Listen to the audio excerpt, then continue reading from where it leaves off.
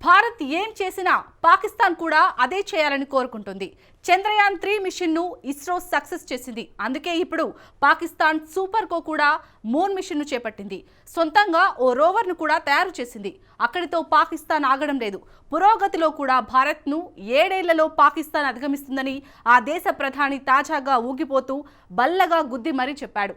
పాకిస్తాన్ను తాను రైట్ ట్రాక్లో నడిపిస్తానని ఆవేశంతో చెప్పాడు. దీనికి పాకిస్తానీయులు అరుపులతో హోరెత్తించారు. నిజంగానే పురోగతిలో భారత్ను పాకిస్తాన్ అధిగమించగలదా? పాకిస్తాన్ రుణాల సంక్షోభం నుంచి బయటపడగలదా? 7 ఏళ్ల పాటు పాకిస్తాన్ ప్రధానిగా షెహబాజ్ ఉంటాడా? షెహబాజ్ షరీఫ్ వ్యాఖ్యలపై నెటిజన్లు ఎలా స్పందించారు? Watch story. పురోగతిలో భారత్ను పాకిస్తాన్ అధిగమిస్తుందా? 7 ఏళ్లలో పాకిస్తాన్ పవర్ఫుల్ కంట్రీగా ఎదుగుతుందా? పాక్ ప్రధానిపై ఎక్స్లో పేలుతున్న సెటైర్లు ఏంటి? పాకిస్తాన్ ఈ పేరు వింటే మనకు టక్కున గుర్తొచ్చేది భారత శత్రుత్వం, ఉగ్రవాదమే. ఇవే కాదు, ఆ దేశానికి మరో అప్రతిష్ఠ కూడా ఒకటి ఉంది. ఆ దేశ ఆర్థిక వ్యవస్థ. రుణాలతోనే పబ్బం గడుపుకోవడం పాకిస్తాన్కు పుట్టుకతో వచ్చిన లక్షణం. ఈ లక్షణాన్ని ఆ దేశం మానుకోవడం లేదు. ప్రపంచంలోనే అంతర్జాతీయ ద్రవ్యనిధి సంస్థ IMF నుంచి అత్యధిక సార్లు దివాలా రుణం తీసుకున్న దేశంగా పాకిస్తాన్ రికార్డు సృష్టించింది. ప్రస్తుతం పాకిస్తాన్ విదేశీ రుణాలు $13,350 కోట్ల చేరుకున్నాయి. మన కరెన్సీలో చెప్పాలంటే పాకిస్తాన్ విదేశీ అప్పులు 11,56,000 కోట్ల రూపాయలన్నమాట. నిజానికి భారత్ లాంటి దేశాలతో పోలిస్తే ఈ రుణాలు చాలా తక్కువే. కానీ పాకిస్తాన్ కు మాత్రం ఆ రుణాలు హిమాలయాల ఎత్తులో కనిపిస్తాయి. ఒక్క 2025లో మాత్రమే $2,200 కోట్ల రుణాలను పాకిస్తాన్ చెల్లించాల్సి ఉంది. ఆ దాయాది దేశం ప్రస్తుతం ఆర్థిక సంక్షోభంలో కొట్టుమిట్టాడుతోంది. ప్రభుత్వాన్ని నడిపేందుకు రుణాలపైనే ఆధారపడి ఉంది. ఏదైనా ఒక ఇల్లు గడవాలంటే ఆ కుటుంబంలో అందరూ కష్టపడి పనిచేయాలి. దానికి బదులుగా రుణాలు తీసుకుని పూట గడిపితే మాత్రం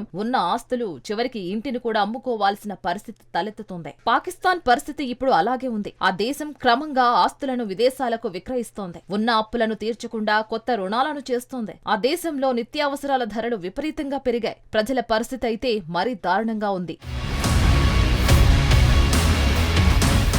పాలకులు మాత్రం పాకిస్తాన్ మిలిటరీ సేవలో తరిస్తూ ఉంటారు. ప్రజల సంక్షేమం కన్నా మిలిటరీకి రాజభోగాలను అందించే పనిలో బిజీగా ఉంది. అప్పు చేసైనా సరే మిలిటరీని సంతృప్తి పరుస్తున్నారు. ఏ దేశమైనా ఆర్థికంగా దూసుకు వెళ్లాలని, అభివృద్ధి చెందాలనే లక్ష్యంగా పెట్టుకుంటుంది. కానీ పాకిస్తాన్ మాత్రం అందుకు విరుద్ధం. ఆ దేశం లక్ష్యం కాశ్మీర్. కాశ్మీర్ను సొంతం చేసుకునేందుకు భారత్తో యుద్ధాలకు దిగింది. యుద్ధాలతో అయ్యే పని కాదని పాకిస్తాన్ కు అర్థమైంది. అందుకే దొడ్డిదారిని ఎంచుకుంది. ఉగ్రవాదాన్ని పెంచి పోషిస్తుంది. దేశాభివృద్ధిని మరచి ఉగ్రవాదాన్ని పెంచడానికే సొమ్మంతా తగలేసింది. తీరా అదే ఉగ్రవాదులు ఇప్పుడు పాకిస్తాన్ పాలిట యమకింకరులుగా మారారు. నిత్యం ఉగ్రదాడులు ఒకవైపు, పాలకుల చెత్త నిర్ణయాలతో ఆర్థిక వ్యవస్థ అతలాకుతలమవుతోంది. పాకిస్తాన్ లో నెలకొన్న పరిస్థితులను చూస్తే ఇక్కడెందుకు పుట్టాంరా దేవుడా అని అక్కడ ప్రజలు తలవని రోజు ఉండదేమో. ఇప్పుడు పాకిస్తాన్ గురించి ఎందుకు అనుకుంటున్నారా? ఇక్కడే అసలు మ్యాటర్ ఉంది. తాజాగా పాకిస్తాన్ ప్రధానమంత్రి షెహబాజ్ షరీఫ్ ఆశ్చర్యకరమైన, సాహసోపేతమైన వ్యాఖ్యలు చేశారు. పురోగతిలో భారత్ ను పాకిస్తాన్ అధిగమించకపోతే తన పేరు షెహబాజ్ షరీఫ్ కాదని అన్నారు. నైరుతి పంజాబ్ లోని ఢేరా ఘాజీ ఖాన్ పట్టణంలో పలు అభివృద్ధి ప్రాజెక్టులను షెహబాజ్ షరీఫ్ ప్రారంభించాడు. అనంతరం ఏర్పాటు చేసిన సభలో పాక్ ప్రధాని రెచ్చిపోయాడు.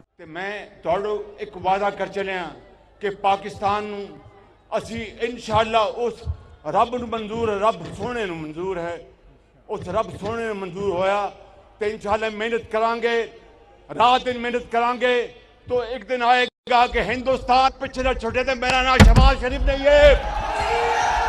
పాకిస్తాన్ను సవాళ్ల నుంచి గట్టెక్కించింది. గొప్ప దేశంగా తీర్చిదిద్దుదామని షహబాజ్ బల్లగుద్ది మరీ చెప్పాడు. పురోగతిలో భారత్ను పాకిస్తాన్ అధిగమించకపోతే తన పేరును మార్చుకుంటానని ఆవేశంతో ఊగిపోయాడు. తన నాయకత్వంలో రుణాలపై ఆధారపడకుండా పాకిస్తాన్ స్వయం సమృద్ధి గల ఆర్థిక వ్యవస్థగా నిర్మించడంపై దృష్టి సారిస్తున్నట్లు చెప్పాడు. ఇప్పటికే దేశంలో ద్రవ్యోల్బణం తగ్గిందన్నాడు. తాను ప్రభుత్వ పగ్గాలు చేపట్టే నాటికి 40% ఉన్న ద్రవ్యోల్బణాన్ని ఇప్పుడు 2% తీసుకువచ్చామని డప్పుకొట్టాడు. అయితే ఎప్పటిలోగా పురోగతిలో భారత్ ను పాకిస్తాన్ అధిగమిస్తుంది అంటే 12 ఏళ్లు చాలంటున్నాడు షహబాజ్ షరీఫ్. ద్రవ్యోల్బణం అంటే నిర్దిష్ట కాలంలో నిత్యావసరాల ధరలు పెరుగుదల. నిజానికి పాకిస్తాన్ ప్రస్తుతం ద్రవ్యోల్బణం 8% ఉంది. 2022లో అవిశ్వాస తీర్మానంతో ఇమ్రాన్ ఖాన్ ను ప్రతిపక్షాలు గద్దెదింపాయి. ప్రతిపక్షాల కూటమి షహబాజ్ ను ప్రధానిగా ఎన్నుకున్నాయి. ఆ తర్వాత పాకిస్తాన్ పరిస్థితి మరింత దారుణంగా మారింది. ఇప్పుడు పాకిస్తాన్ పురోగతి గురించి మాట్లాడిన అదే షహబాజ్ షరీఫ్ 77 ఏళ్లుగా భిక్షగాడిగా గిన్నె పట్టుకుని పాకిస్తాన్ తిరుగుతోందని కీలక వ్యాఖ్యలు చేశాడు. ఏ మిత్ర దేశానికి ఫోన్ కాల్ చేసినా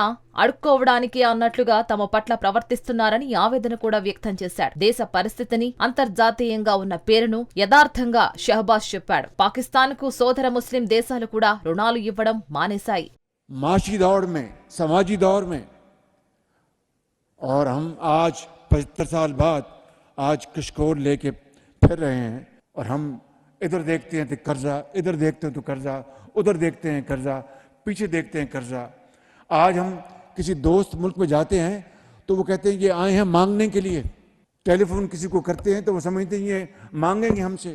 గత్యంతరం లేక చైనాకు పోర్టులు, ఎయిర్పోర్టులను పాకిస్తాన్ అప్పగిస్తున్నట్లు నివేదికలు చెబుతున్నాయి. పాక్ అత్యంత కీలకమైన అంతర్జాతీయ విమానయాన సంస్థను కూడా అమ్మకానికి పెట్టింది. నిజానికి ఇస్లామిక్ దేశాలకు పెద్దన్నగా వ్యవహరించాలని పాకిస్తాన్ కలలు కన్నది. కానీ కాశ్మీర్ అంశాన్ని పట్టుకొని సర్వనాశనమైంది. అక్కడి పాలకులు పూర్తిగా కాశ్మీర్ అంశానికే పరిమితమయ్యారు. ఈ విషయాన్ని పాకిస్తాన్ పాలకులు ఇప్పటికీ గుర్తించడం లేదు. ఆ దేశాన్ని తీవ్ర ఆర్థిక సంక్షోభంలోకి నెట్టేశారు. అప్పులతో కుప్పగా పాకిస్తాన్ మారిపోయింది. అయితే ఇక్కడ ప్రశ్న ఏంటి అంటే, పురోగతిలో భారత్ ను పాకిస్తాన్ నిజంగా అధిగమించగలదా? భారత్ ఆర్థికంగా, మిలిటరీ, అంతరిక్షంలో అగ్రదేశాల సరసన నిలిచింది. ప్రపంచంలోనే 5వ సంపన్న ఆర్థిక వ్యవస్థగా భారత్ 2 ఏళ్ల క్రితమే ఎదిగింది. మరో 2 ఏళ్లలో 3వ అతిపెద్ద ఆర్థిక వ్యవస్థగా భారత్ ఎదుగుతుందని అంతర్జాతీయ సంస్థలే అంచనా వేస్తున్నాయి. అభివృద్ధిలో దూసుకువెళుతున్న ఏకైక దేశం భారతే. 2024లో 6.4% వృద్ధిని నమోదు చేసింది. ఇక మిలిటరీలో శక్తివంతమైన సైన్యంగా ప్రపంచంలోనే 4వ స్థానంలో ఉంది. భారీ సైన్యంతో అమెరికా, చైనా, రష్యా దేశాలు భారత్ కంటే ముందు ఉన్నాయి. ఇక అంతరిక్ష ప్రయోగాల్లో కూడా భారత్ 4వ స్థానాన్ని ఆక్రమించుకుంది. ఈ అంశాల్లో భారతదేశానికి దరిదాపుల్లో కూడా పాకిస్తాన్ లేదు. అయినా సరే భారత్ ను పురోగతిలో అధిగమిస్తానని పాకిస్తాన్ ప్రధాని బీరాలు పలుకుతున్నాడు.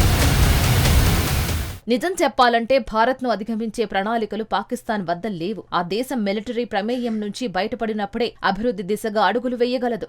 ఇప్పటికీ మిలిటరీని కాదని షహబాజ్ షరీఫ్ ఒక్క అడుగు కూడా ముందుకు వేయలేడు. అయినా అతడు మాత్రం ఆవేశంగా ఊగిపోతున్నాడు. పాకిస్తాన్ ను గొప్ప దేశంగా మారుస్తానని హామీలు గుప్పిస్తున్నాడు. అందుకే సోషల్ మీడియాలో షహబాజ్ షరీఫ్ వ్యాఖ్యలపై జోకులు పేలుతున్నాయి. షహబాజ్ వ్యాఖ్యలను చాలా మంది సోషల్ మీడియాలో ఫన్నీగా భావిస్తున్నారు. కొందరు మాత్రం పాకిస్తాన్ ప్రధాని వ్యాఖ్యలపై వ్యంగ్యంగా స్పందిస్తున్నారు. అతడికి మందులు ఇవ్వలేదేమో అని అందుకే ఊగిపోతున్నాడంటూ ఓ యూజర్ కామెంట్ చేశాడు. పాకిస్తాన్ చరిత్రను షహబాజ్ షరీఫ్ మర్చిపోయాడని, ముందు 5 ఏళ్ల పాటు అధికారం దక్కించుకోమని మరో యూజర్ ఎద్దేవా చేశాడు. భారత్ ను అధిగమించడం కాదు, ముందు వైఫై సిగ్నల్ ను సరిగ్గా చూసుకోమంటూ సెటైర్లు వేస్తున్నారు. మరోసారి దివాలా తీయకుండా చూసుకో షహబాజ్ అంటూ కొందరు చురకలంటించారు. భారత్ ను అధిగమించడం పక్కన పెట్టు, ముందు తాలిబాన్లు, బలూచ్ ఆర్మీ నుంచి పాకిస్తాన్ ను కాపాడుకో అంటూ షహబాజ్ గాలి తీసేస్తున్నారు. పాకిస్తాన్ ప్రధాని పగటి కలలు కంటున్నారంటూ మరికొందరు వ్యాఖ్యానించారు. మొత్తంగా పాకిస్తాన్ ప్రధాని ఇలాంటి వ్యాఖ్యలు చేసి నవ్వుల పాలయ్యాడు.